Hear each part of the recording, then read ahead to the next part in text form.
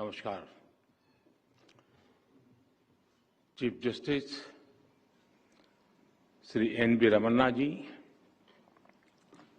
Justice U Lalit जी,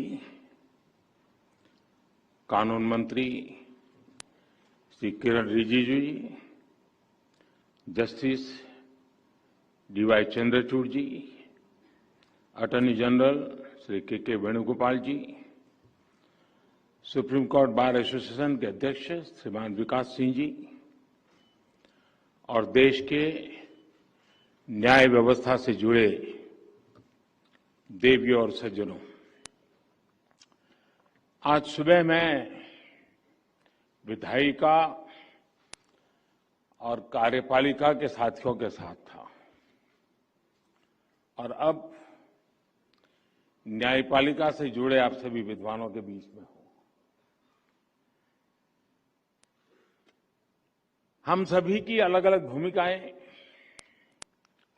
अलग अलग जिम्मेदारियां और काम करने के तरीके भी अलग अलग हो सकते हैं,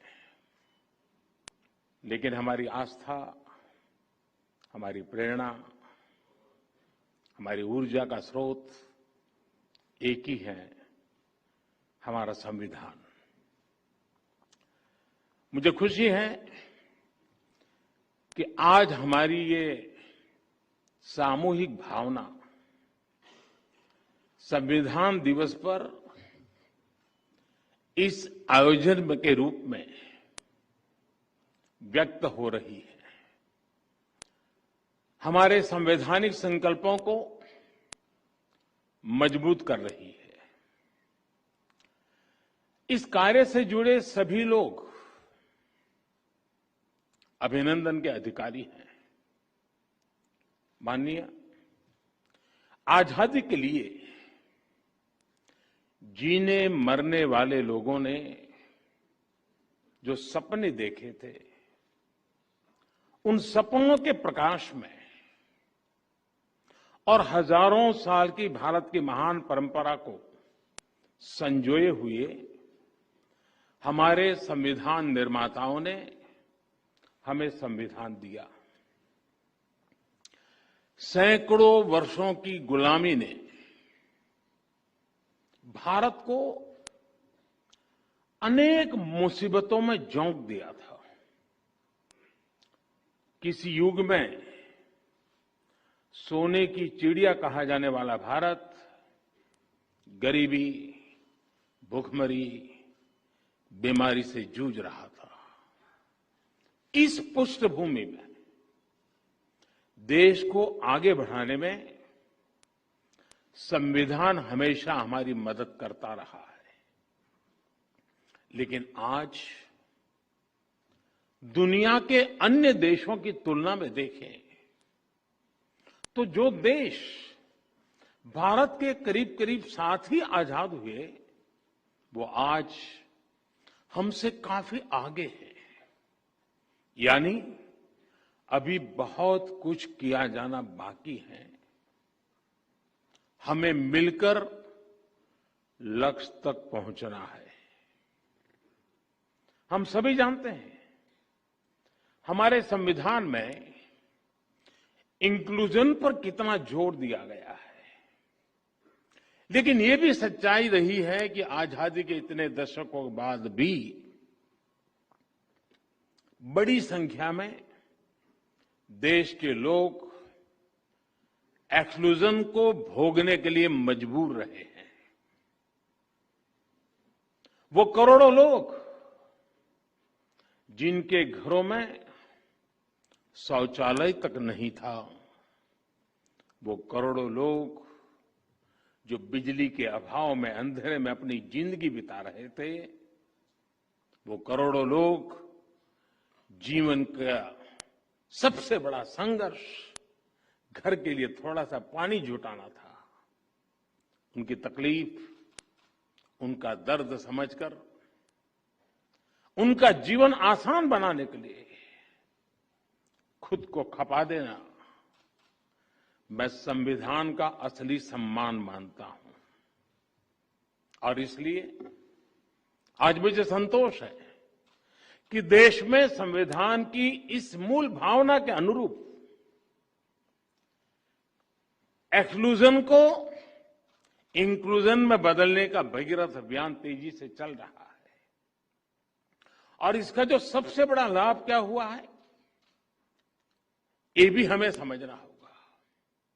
जिन 2 करोड़ से अधिक गरीबों को आज अपना पक्का घर मिला है, जिन 8 करोड़ से अधिक गरीब परिवारों को उज्ज्वला योजना के तहत मुफ्त गैस कनेक्शन मिला है, जिन 50 करोड़ से अधिक गरीबों को बड़े से बड़े अस्पताल में 5 लाख रुपए तक का मुफ्त इलाज सुनिश्चित हुआ है, जिन करोड़ों गरीबों की पहली बार बीमा और पेंशन जैसी बुनियादी सुविधाएं मिली है, उन गरीबों के जीवन की बहुत बड़ी चिंता कम हुई है।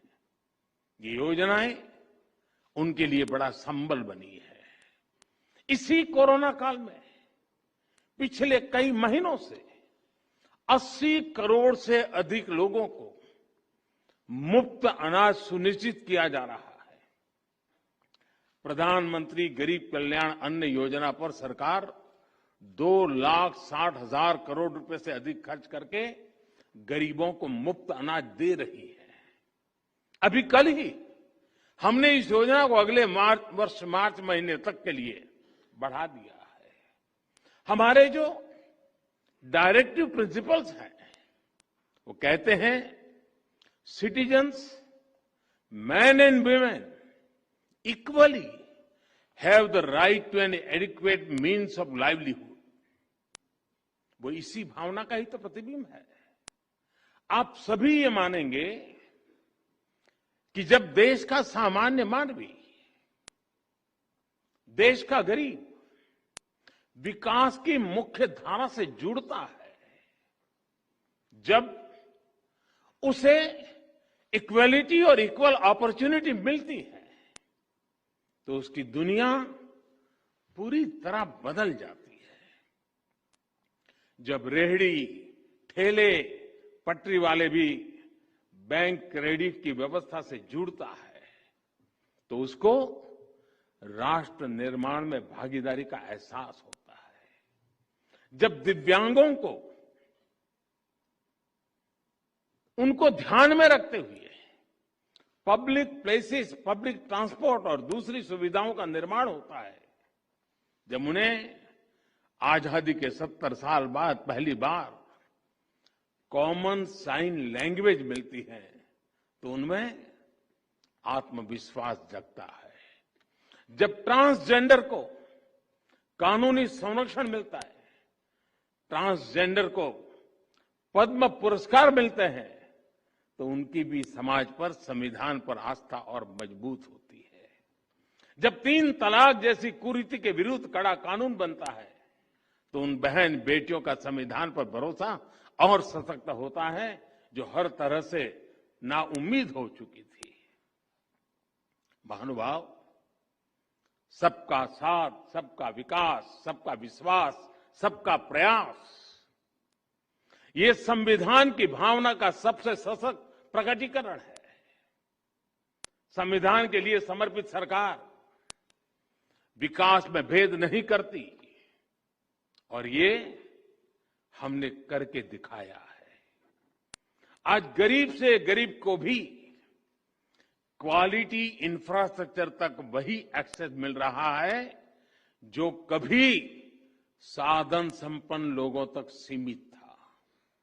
आज लद्दाख, अंडमान और निकोबार, नॉर्थ ईस्ट के विकास,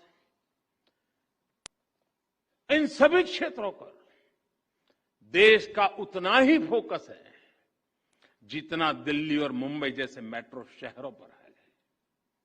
लेकिन इन सब के बीच मैं एक और बात की तरफ आपका ध्यान दिलाऊंगा। आपने भी जरूर अनुभव किया होगा कि जब सरकार किसी एक वर्ग के लिए, किसी एक छोटे से टुकड़े के लिए कुछ करती है, तो बड़ी उदारवादी कहलाती है।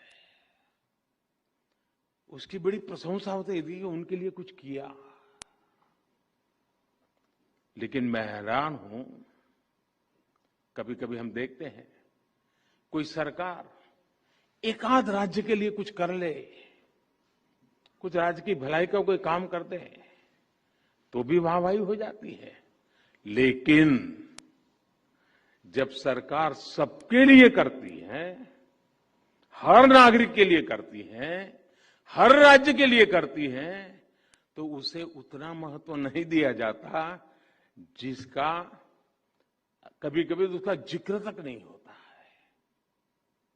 सरकार की योजनाओं से कैसे हर वर्ग का, हर राज्य का समान रूप से भला हो रहा है, इस पर उतना ध्यान नहीं दिया जाता है। पिछले 7 वर्षों में हमने बिना भेदभाव के, बिना पक्षपात के विकास के हर व्यक्ति, हर वर्ग और देश के हर कोने तक पहुंचाने का प्रयास किया है।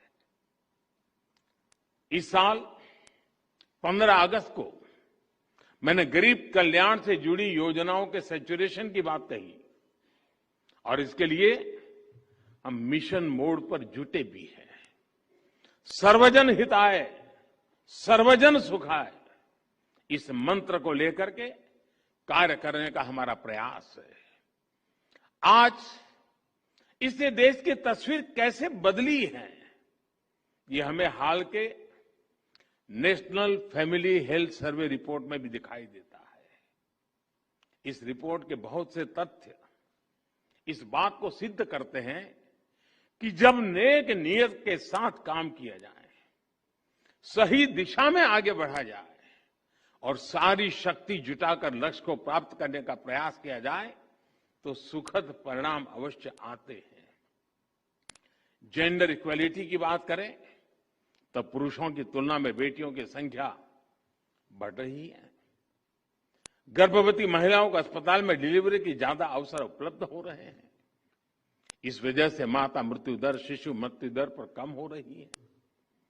और भी बहुत सारे इंडिकेटर ऐसे हैं जिस पर हम एक देश के रूप में बहुत अच्छा कर रहे हैं।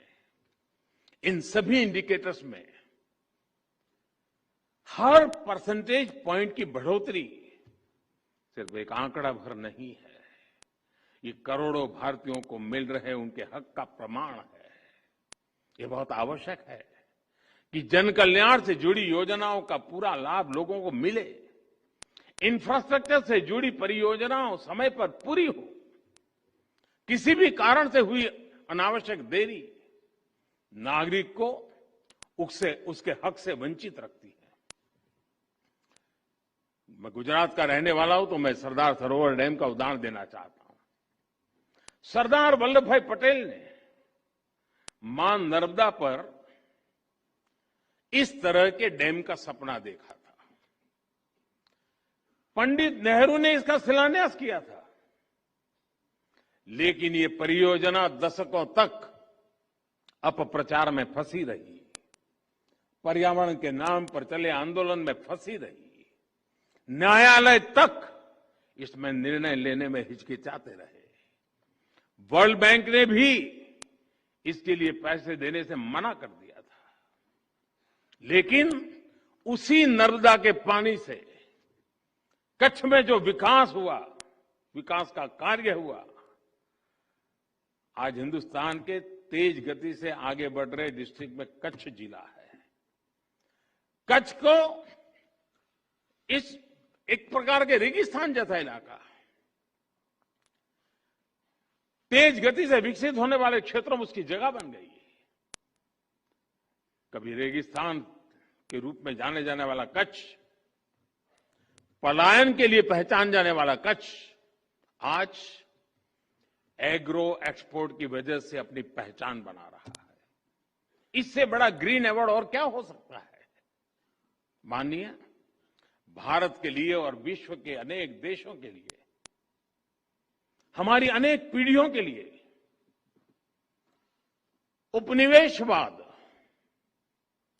कॉलोनियलिज्म, उपनिवेशवाद की बेड़ियों में जकड़े हुए जीना एक मजबूरी थी। भारत की आजादी के समय से पूरे विश्व में एक पोस्ट कॉलोनियल कालखंड की शुरुआत हुई। अनेकों देश आजाद हुए। आज पूरे विश्व में कोई भी ऐसा देश नहीं है जो प्रकट रूप से किसी अन्य देश के उपनिवेश के रूप में एग्जिस्ट करता है। लेकिन इसका मतलब यह नहीं है कि उपनिवेशवादी मानसिकता, कॉलोनियल माइंडसेट समाप्त हो गया है। हम देख रहे हैं कि यह मानसिकता अनेक विकृतियों को जन्म दे रही है। इसका सबसे स्पष्ट उदाहरण हमें विकासशील देशों की विकास यात्राओं में आ रही बाधाओं में दिखाई देता है। जिन साधनों से, जिन मार्गों पर चलते हुए विकसित विश्व आज के मुकाम पर पहुंचा है, आज वही साधन, वही मार्ग विकासशील देशों के लिए बंद करने के लिए प्रयास किए जाते हैं। पिछले दशकों में इसके लिए अलग अलग प्रकार की शब्दावली का जाल रचाया जाता है, लेकिन उद्देश्य एक ही रहा है, विकासशील देशों की प्रगति को रोकना। आजकल हम देखते हैं कि पर्यावरण के विषय को भी इसी काम के लिए हाईजैक करने का प्रयास हो रहा है। कुछ सप्ताह पहले हमने COP26 समिट में इसका जीवंत उदाहरण देखा है। अगर एब्सोल्यूट क्यूमुलेटिव एमिशंस की बात करें तो विकसित देशों ने मिलकर 1850 से अब तक, 1815 से अब तक भारत से 15 गुना अधिक उत्सर्जन किया है। अगर हम पर कैपिटा बेसिस की बात करें तो भी विकसित देशों ने भारत के मुकाबले 15 गुना अधिक उत्सर्जन किया है। अमेरिका और यूरोपीय संघ ने मिलकर भारत की तुलना में 11 गुना अधिक एब्सोल्यूट क्यूमुलेटिव एमिशन किया है। इसमें भी पर कैपिटा बेसिस को आधार बनाए तो अमेरिका और यूरोपीय संघ ने भारत की तुलना में 20 गुना अधिक उत्सर्जन किया है। फिर भी आज, और हमें गर्व है, भारत जिसकी सभ्यता और संस्कृति में ही प्रकृति के साथ जीने की प्रवृत्ति है, जहां पत्थरों में, पेड़ों में, प्रकृति के कण कण में, जहां पौधे में भी परमात्मा देखा जाता है, उसका स्वरूप देखा जाता है, जहां धरती को मां के रूप में पूजा जाता है, उस भारत को पर्यावरण संरक्षण के उपदेश सुनाए जाते हैं। और हमारे लिए ये मूल्य सिर्फ किताबी नहीं है, किताबी बातें नहीं है। आज भारत में लायन, टाइगर, डॉल्फिन आदि की संख्या और अनेक प्रकार की बायोडायवर्सिटी के मानकों में लगातार सुधार हो रहा है। भारत में वन क्षेत्र बढ़ रहा है। भारत में डिग्रेडेड लैंड का सुधार हो रहा है। गाड़ियों के ईंधन के मानकों को हमने स्वेच्छा से बढ़ाया है। हर प्रकार की रिन्यूएबल एनर्जी, उस क्षेत्र में हम विश्व के अग्रणी देशों में हैं। और पेरिस समझौते के लक्ष्यों को समय से पहले प्राप्त करने की ओर अग्रसर अगर कोई है तो एकमात्र हिंदुस्तान है। G20 देशों के समूह में अच्छे से अच्छा काम करने वाला कोई देश है, दुनिया ने माना है, वो हिंदुस्तान है। और फिर भी ऐसे भारत पर पर्यावरण के नाम पर भांति भांति के दबाव बनाए जाते हैं। यह सब उपनिवेशवाद मानसिकता का ही परिणाम है। लेकिन दुर्भाग्य यह है कि हमारे देश में भी ऐसी ही मानसिकता के चलते अपने ही देश के विकास में रोड़े अटकाए जाते हैं। कभी फ्रीडम ऑफ एक्सप्रेशन के नाम पर, तो कभी किसी और चीज का सहारा लेकर।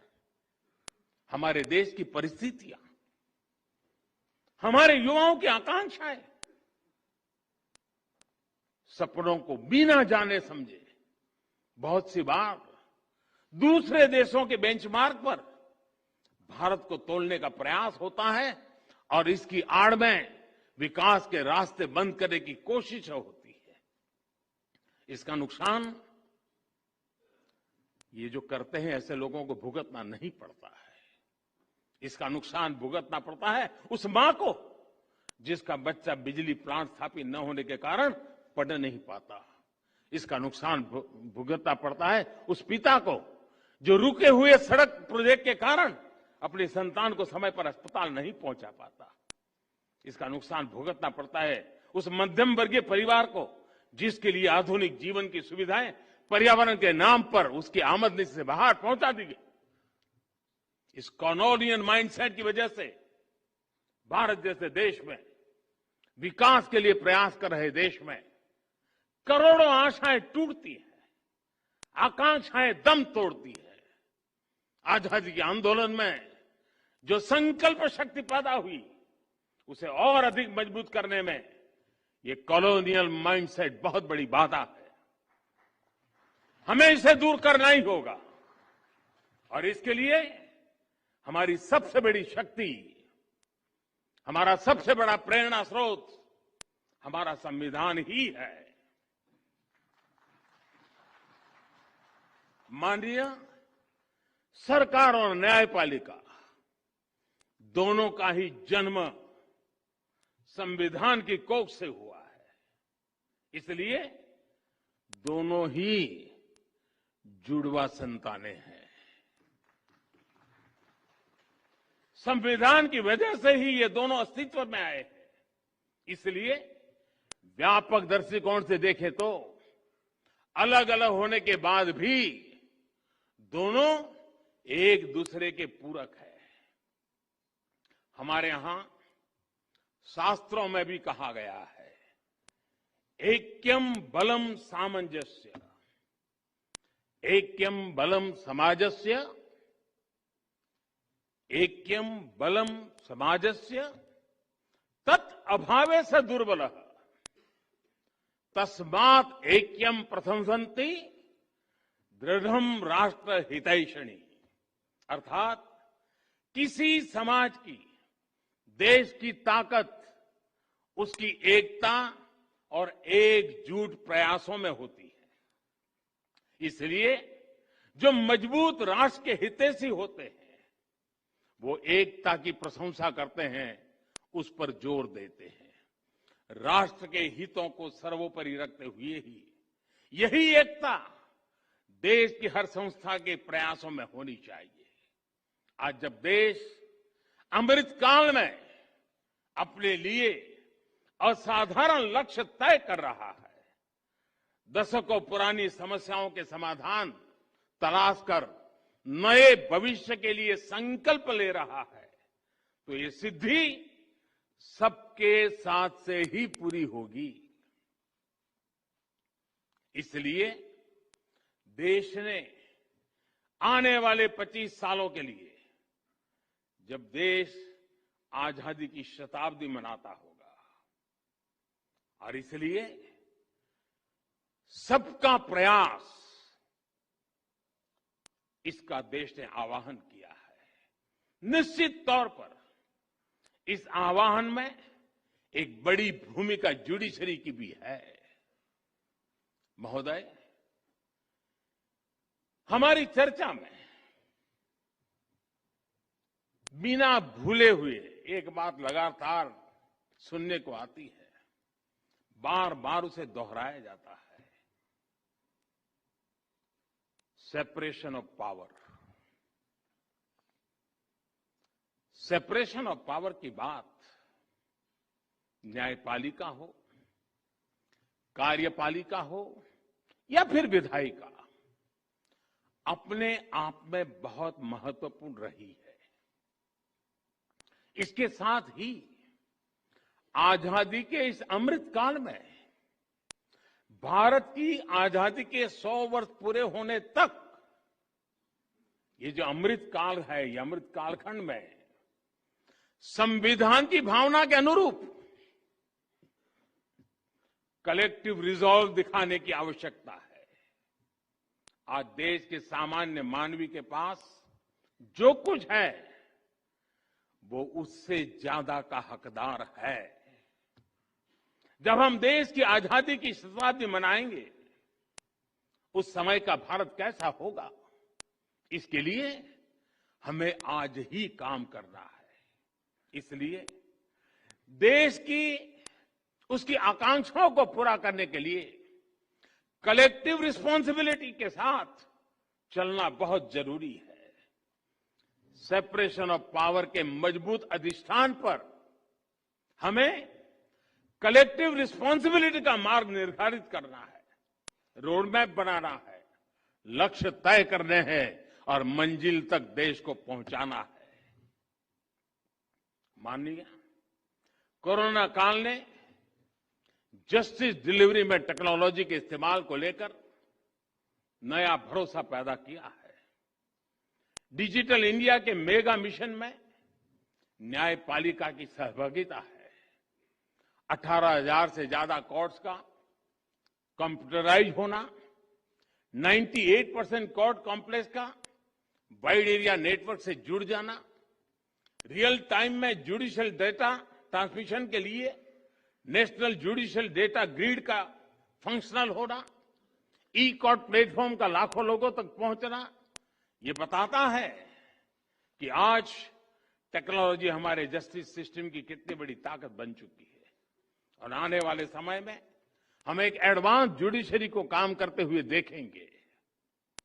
समय परिवर्तनीय है, दुनिया बदलती रहती है, लेकिन ये बदलाव मानवता के लिए इवोल्यूशन का जरिया बने हैं। ऐसा इसलिए क्योंकि मानवता ने इन बदलावों को स्वीकार किया और साथ ही मानवीय मूल्यों को शाश्वत बनाए रखा। न्याय की अवधारणा इन मानवीय मूल्यों का सबसे परिष्कृत विचार है और संविधान न्याय की इस अवधारणा की सबसे परिष्कृत व्यवस्था है। इस व्यवस्था को गतिशील और प्रगतिशील बनाए रखने का दायित्व हम सभी पर है। अपनी इन भूमिकाओं का निर्वाह हम सब पूरी निष्ठा से करेंगे और आजादी के 100 साल से पहले एक नए भारत का सपना पूरा होगा। हम लगातार उन बातों से प्रेरित हैं जिस बात के लिए हम गर्व करते हैं, और वो मंत्र हमारे लिए है संगच्छध्वम संवदवदम संवो मनासानी जानता। हमारे लक्ष्य समान हो, हमारे मन समान हो और हम साथ मिलकर उन लक्ष्यों को प्राप्त करें। इसी भावना के साथ मैं आज संविधान दिवस के इस पवित्र माहौल में आप सबको, देशवासियों को भी अनेक अनेक शुभकामनाएं देते हुए मेरी बात को समाप्त करता हूं। फिर एक बार आप सबको बहुत बहुत बधाई, धन्यवाद।